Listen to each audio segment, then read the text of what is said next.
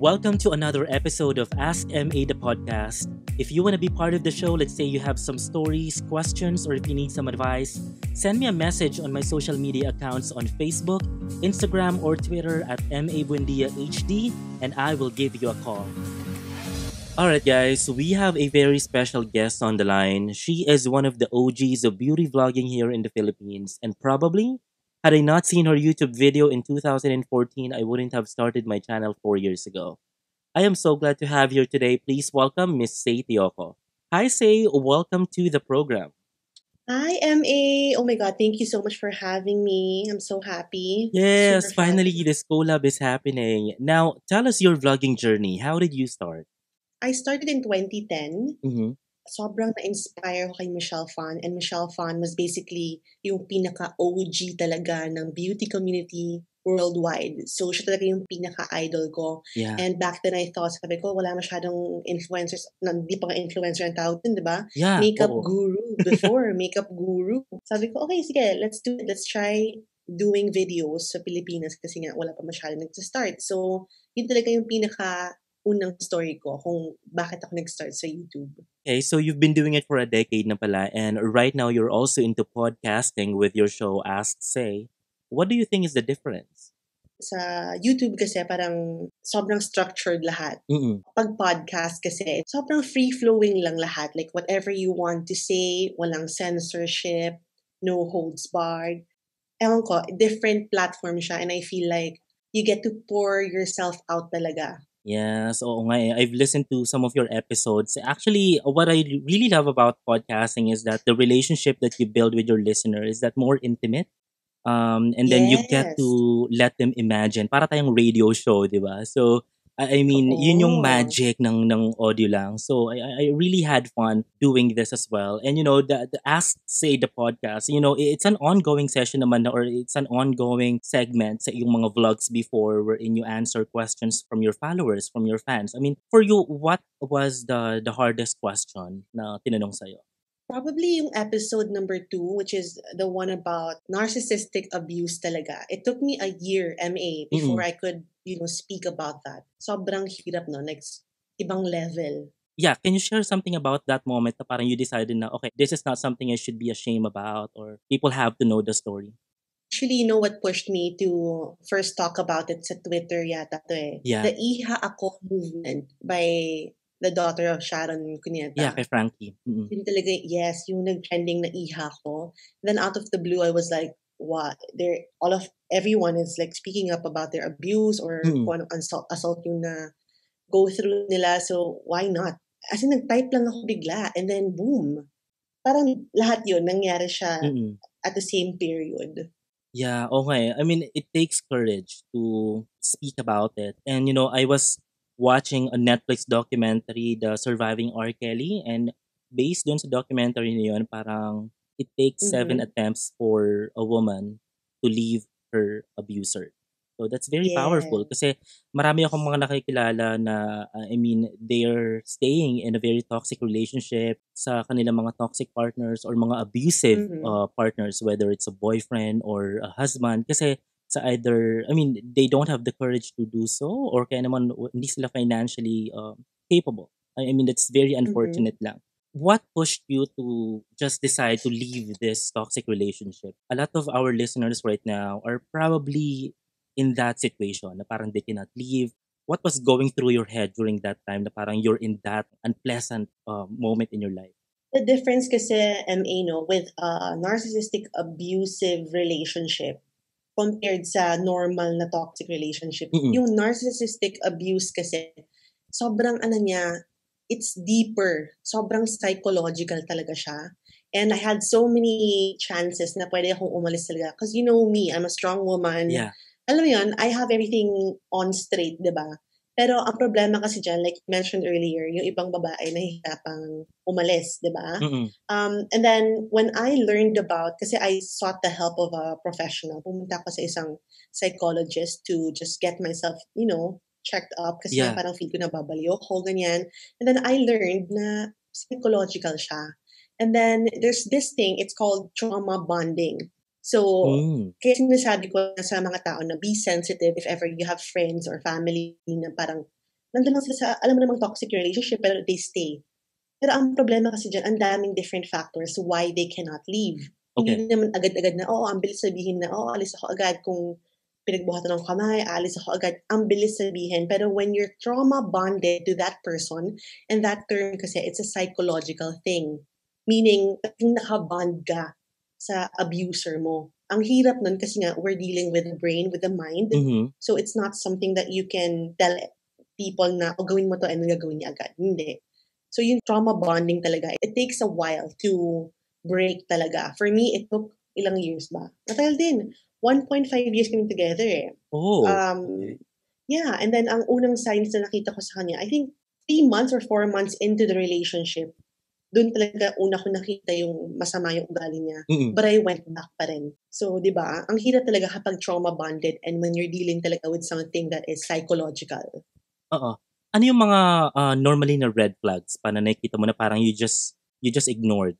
Kunwari may gawin siyang masama. Okay, for example, simple, relationship towards the mom. Di ba that's like one telltale sign na agad na alam mo kung masama yung tao or hindi, di ba? Yeah. Like, if you see someone na kayang sumigaw sa parents niya sa harap mo, sobrang alam mo na, red flag talaga yun, di ba? Okay. Pero ako, back then, inisip ko, okay, baka kasi ganyan.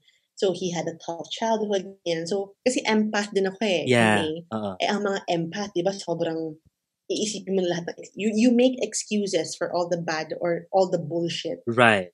So, yeah, grabe. Compassion, Diyos no? ko Lord, red flag. Ang dami. Kasi nga before, I would say hindi pa ako sobrang enlightened. You know, when they say someone is enlightened or woke, Yeah. na talagang aligned yung values mo, yung childhood traumas mo, na ayos mo na lahat. So, ako kasi, it's different for everyone. Iba-ibang journey natin, diba? So, yung iba, never silang mahihil sa trauma nila sa childhood nila. So, they carry it on and then they pass it on to generations, diba? Yung iba naman, they discover it early and then nahihil nila yung sarili nila. So, iba-iba talaga tayong lahat. Before ako pumunta ng psychologist ko, I typed everything. As in 3 pages yata ng bond paper. Tinype ko lahat ng mga masasamang ginawa niya.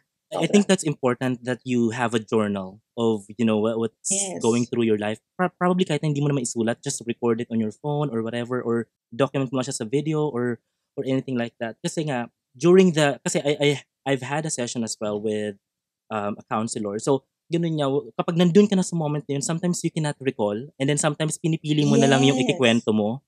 Diba? Kasi sobrang totoo. Yeah, you want to hear something from her or from your psychologist na parang alam mo na sa sarili mo na yun yung gusto mong marinig. Kaya pinipili mo na lang yung gusto mong sabihin sa kanya, na ikwento. So, hindi ka matutulungan. Nag-live-in ba kayo, te? Kasi parang when you get to meet someone, ibang-iba na sila kapag kasama mo sila sa bahay.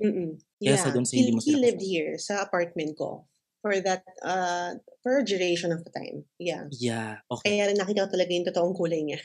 Whenever people talk about yung parang they're not in favor of living in before marriage, o kaya naman they're not in favor of premarital sex, akin, it's 2020. I mean, it's time to be progressive and, dun mo kasi makita na parang yun yung hindi mo kasama or yung kasama mo na nga sa bahay, di ba? You still discover everything every day. Yung pa kaya yung parang nakikita lang kayo once a week or 2 weeks, and then what if you get married na, and then dito sa Philippines walang divorce, so ang hirap no na matay. So usually yung mga abuser, they make you feel guilty for the things na ginawa nila. So nai-instill na siya sa mind mo na parang it's just normal.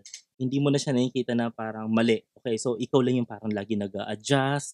You're always parang naglalakad ka sa broken glass. Have you talked to your parents pala, or have you talked to your family members regarding what was going on in your life? They knew. All along, they knew. Sobrang hate nila yung guy. Kaya nga nung binalikan ko, parang they loved me pa rin, di ba? Pero nakaalala lang sila all the time. And then, whenever I post something na cryptic on Instagram, mag-message yung sister ko na, ano nangyari, ganyan. So, alam nila. All the while, alam nila. They just waited for me to, snap out of it. Kasi nga, I was trauma bonded talaga. Psychological talaga siya. So, mahirap. Yeah. A lot of people naman ganyan din. Minsan sinasabihan mo sila na parang, okay, you give advice. And sometimes it will break your friendship whenever you try to, give an opinion or advice sa relationship nila. Kasi it's not really your business, di ba? Ano yung pinaka parang breaking point na parang, okay, this is over. I mean, I don't really care about yung years na nangyari or Well, yung 1.5 years na yun, so early din kasi nag-start yung pagka-abusive niya. Yung basta yung mga sobrang off niya ng mga ugali and everything. Mm. So, I told you earlier, I'm a strong woman. So, never in my entire life, never ako nagpaapi. Mm. Simula grade school ako, never ako nagpaapi. Ito lang talaga, this relationship lang talaga na to. And then, isipin mo, 1.5 years, not once was I able to defend myself. And then until yung birthday ko ng June 6 talaga, doon Naging ako physical. sumabog ng bongga. Like, hindi na kaya ng katawan ko. Like, everything na nangyari sa akin. Alam mo yung sumabog ako. Ganun Yeah. lang. Naging physical ba siya or was it like purely verbal Yeah. abuse? Okay. He got physical. Mm. And then, nagtutok pa ng kutsilyo when we were having dinner. Yeah. Basta ang dami. Ang dami, girl. A lot of people, if you will ask them, if they are listening to it, parang sinasabi nila, for me, if that happened to me, parang it's so easy to say na parang, di ba, you should have left him a long time ago since they are not in your shoes.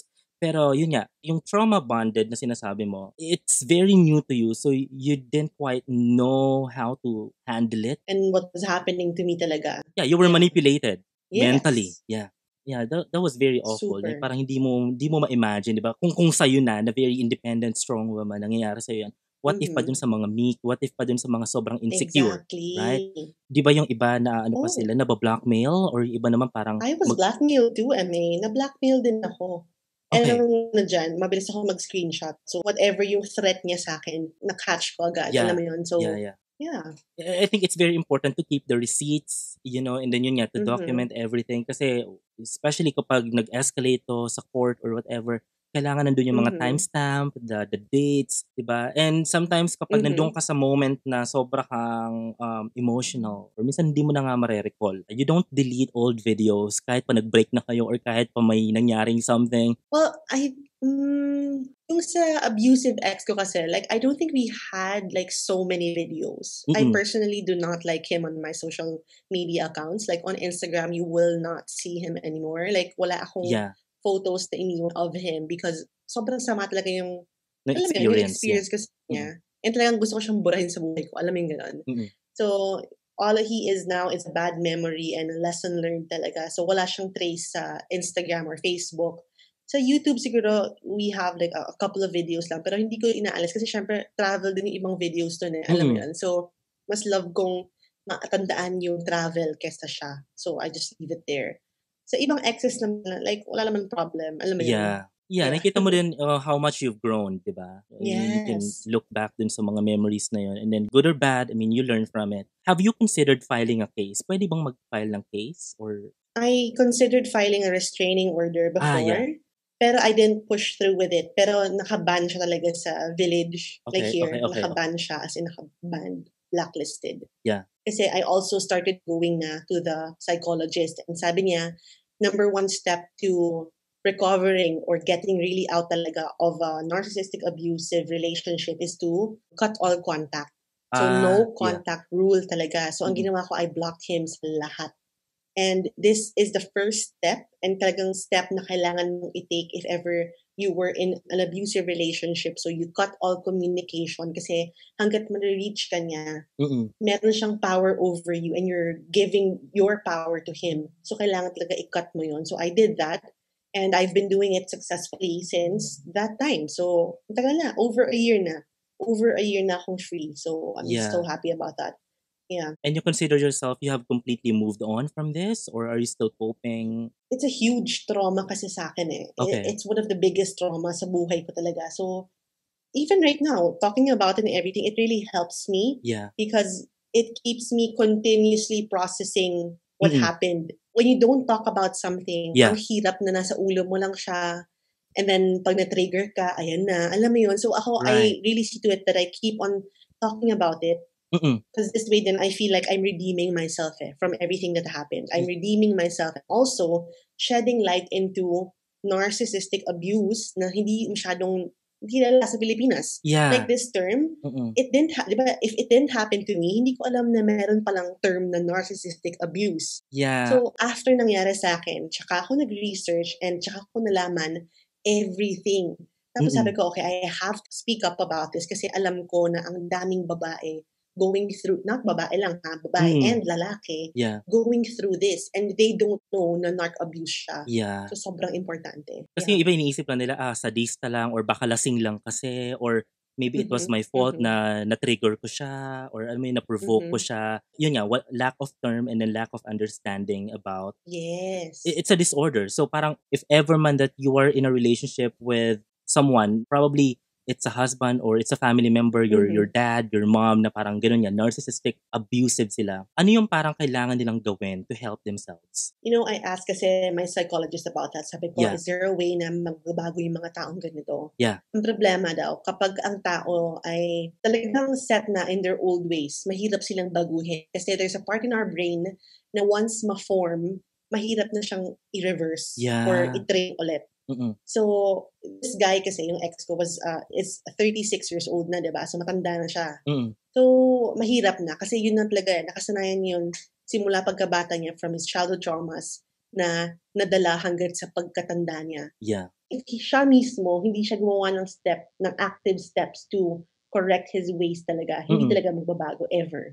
So, kapag narc abuser, narinig ko yung term, ito narc abuser, for me, it's a hopeless case. Because I've been through it and I know it's a hopeless case kasi I've been with one. Alam mo yun, it's different kapag family member. Personally, hindi ko siya maka-answer because I haven't experienced na sarili kong parents or sarili kong kapatid or whatever. Pero I've got messages from listeners or viewers before na yun nga daw, family nila. And I could just imagine, sobrang hirap nun kasi nga kapamilya mo. Exactly. Pero yung iba nagme-message na they cut them out of their lives. Kasi nga, yun lang talaga ang only way na ma-protect mo yung peace mo is to cut them out of your life kahit kapamilya mo. So sad to say, pero yun lang talaga yung way. Yeah. What are some of the things that you have learned from this? And how are you planning to move forward? What I have learned from this, sobrang dami. I have learned na yung boundaries ko were non-existent before.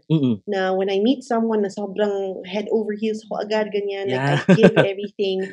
And that's super wrong kasi you're not supposed to give everything away. You have to magtira ka para sa sarili mo ng madami para sa sarili mo. Okay. Because you don't make anyone your world. Alam mo yun? You don't make anyone your world. Like, ang priority mo should be yourself muna.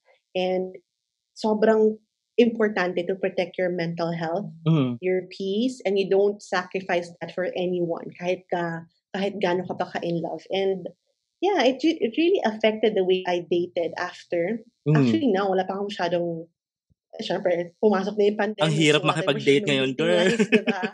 Yeah, True, and ang hirap ng online kasi, hello, hindi mo naman alam kung online is word lang ba sila. Correct.